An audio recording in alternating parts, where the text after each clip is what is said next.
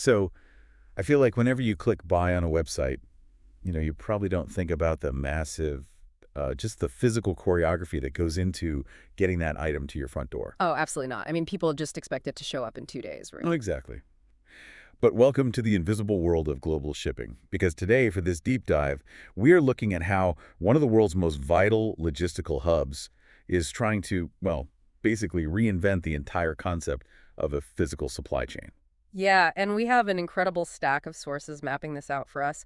We're drawing from a World Bank case study, some strategic internal reports from the Busan Port Authority, and a really extensive technical breakdown from the MDPI Journal of Marine Science and Engineering. Right, and we've got some of the latest maritime news reports from late 2025, too. We do, yeah, which really gives us the cutting edge of what's happening right now. So our focus today is South Korea's Busan Port. And just to set the stage, this is the seventh busiest container port globally and the world's second largest transshipment port. It is an absolute behemoth. I mean, just the sheer scale of it is hard to wrap your head around. It handles about 77% of South Korea's entire container cargo. Wow, that is a massive chunk. It really is. And because South Korea has a relatively small landmass, they can't really lean on, massive inland freight train networks like ports in North America or Europe might. Right, they don't have that sprawling rail infrastructure. Exactly.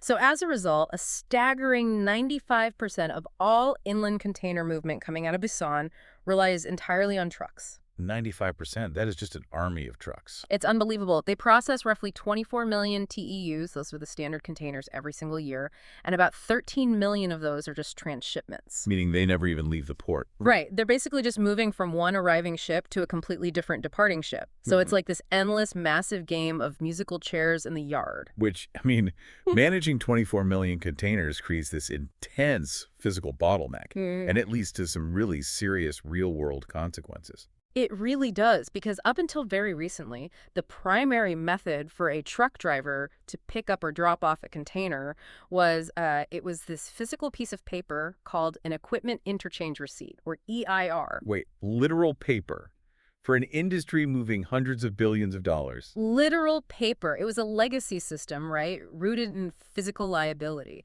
They needed a physical signature to prove a container transferred without damage. But in a coastal high-wind environment like Busan, that just sounds like a disaster. Oh, it was. The sea winds there are intense. Drivers would frequently have the paper EIRs just literally blown out of their hand. Oh, my God. But, I mean, the paper blowing away isn't even the real danger, is it? No, not at all. The real danger is the driver opening the door of their cab.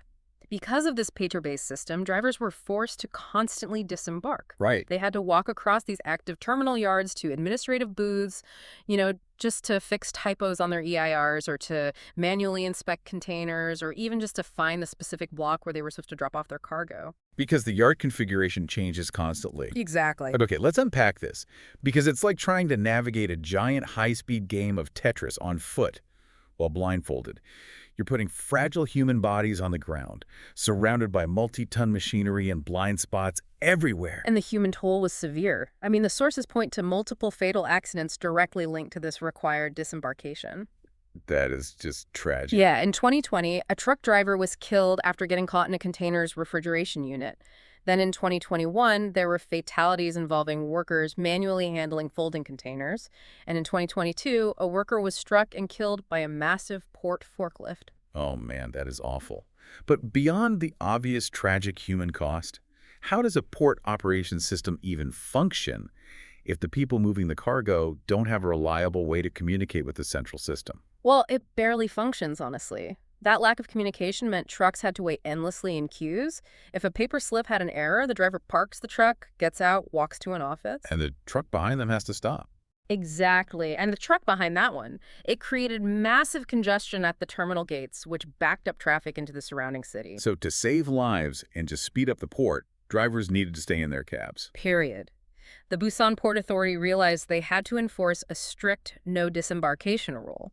But removing paper meant trusting a digital system across some highly competitive companies. Right, and this is where they rolled out the e-EIR system, which is super cool.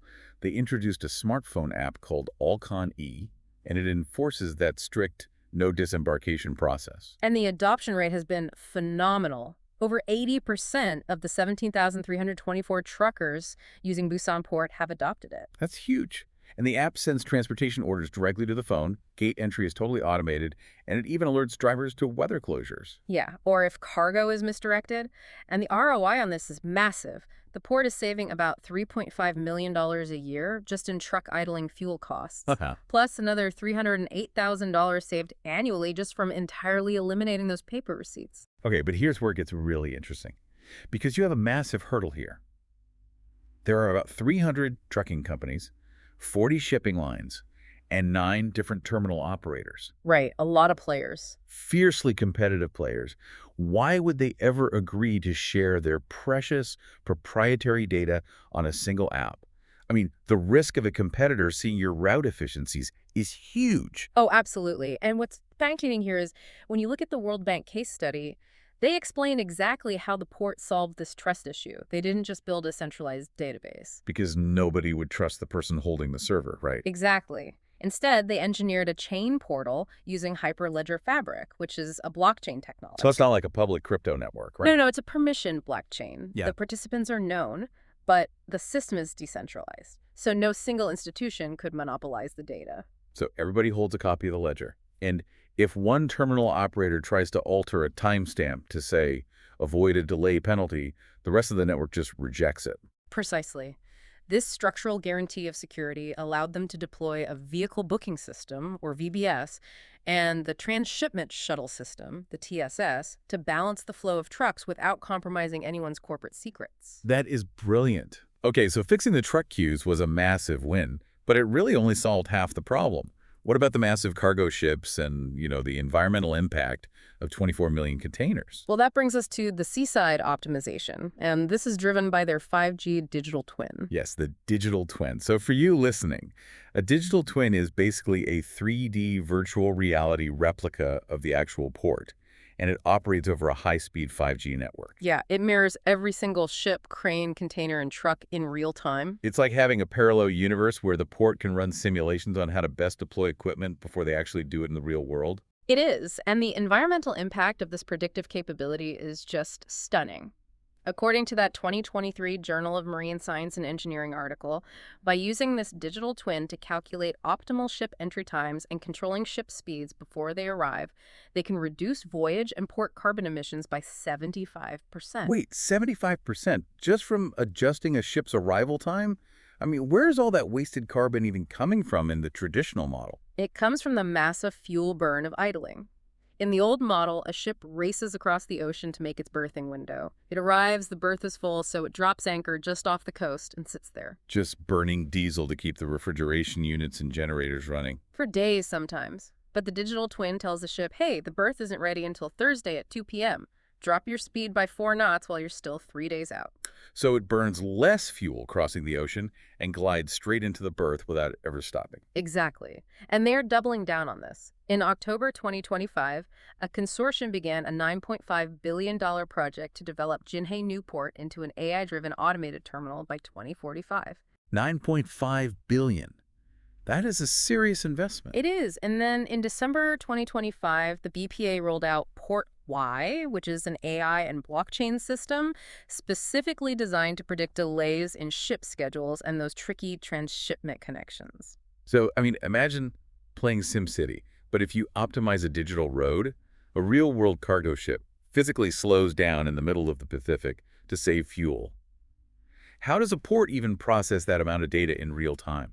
Like, why is it so important to connect the sea data with the land data?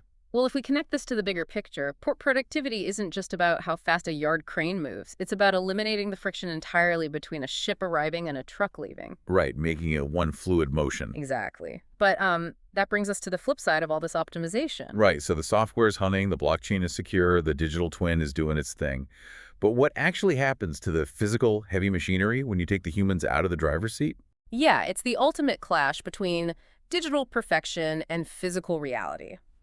Busan is actively trying to localize its equipment production, which is currently sitting at a pretty low 26 to 30% domestic production rate. Which is why they recently opened Phase 2 to 5 Pier 7, right? Their first fully automated terminal in Korea. Yes. But the hardware reality is wild. because you have these unmanned cranes now running 20/47 without human fatigue. Because an AI doesn't need a coffee break. It doesn't sleep. Right, so the software optimizes the pathing so perfectly that the crane never stops moving. And the bizarre side effect is that the physical wire ropes lifting the containers are snapping at just 800 hours of use instead of the usual 3,000 hours. Wow, they are literally working the steel to death. So what does this all mean? Does taking humans out of the equation just create new, invisible blind spots that our machines aren't ready for? It totally does. Because humans used to intuitively notice wear and tear, right? An operator would hear a wire starting to fray or feel a weird vibration. They have that physical common sense. Exactly. An AI doesn't feel anything, it just executes the command to pull. So the port is having to invent entirely new technologies to replace that human intuition. Like what? Well, for the snapping wires, they are using magnetic field sensors. These read the magnetic flux inside the steel core of the cable so they can detect internal wire breaks long before the cable actually snaps. Oh, that's smart. They're basically inventing sensory organs for the machines. They really are. And it applies to weather, too. When typhoon winds exceed 20 meters per second, humans used to scramble to physically lock down the cranes. Now they've invented automated tie-downs that fire hydraulic locks into the concrete without any human intervention. Which makes sense because you can't have people out there in a typhoon. Yeah. And honestly, the sheer size of the area they have to cover is ridiculous. Yeah, the port covers a massive 4.5 million pyong. Which is like 14 square kilometers, for context. And they only employ about 300 human staff to oversee it. You can't physically patrol that with 300 people. No, so they use drone stations. These launch automatically, fly optimized patrol patterns, run thermal inspections, and act like a roaming nervous system for the digital twin. I love that. And my absolute favorite detail from the sources is what they're doing with the roads. Because they have thousands of trucks constantly rolling through, they're testing piezoelectric modules embedded directly in the asphalt. Oh, yeah, the piezoelectric roads. It's fascinating.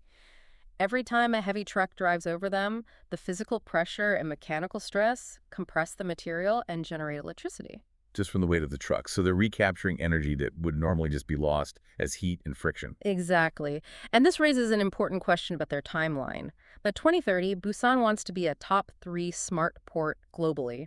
And by 2040, they aim to be entirely automated. 100% automated. Yeah. And what this shows is that digital transformation isn't just a software update. It requires an equally radical physical transformation of the real world. Yeah, you can't just put a hyper-intelligent digital brain into a static analog physical body. It will literally break the body. That's exactly right. So to wrap this up, a modern port like Busan is clearly no longer just a concrete yard where ships drop off boxes. It is a massive, interconnected physical computer. It really is. You've got blockchain protecting the data, AI controlling ship speeds across the ocean, and magnetic sensors completely replacing human eyes and ears. And this invisible digital dance is exactly what guarantees the items you order online actually arrive on time, safely, and with a significantly lower carbon footprint. It's all connected. But it does leave us with a pretty provocative thought to mull over, because Busan has essentially turned its port into a self-optimizing, unmanned digital twin that can predict its own future. Right.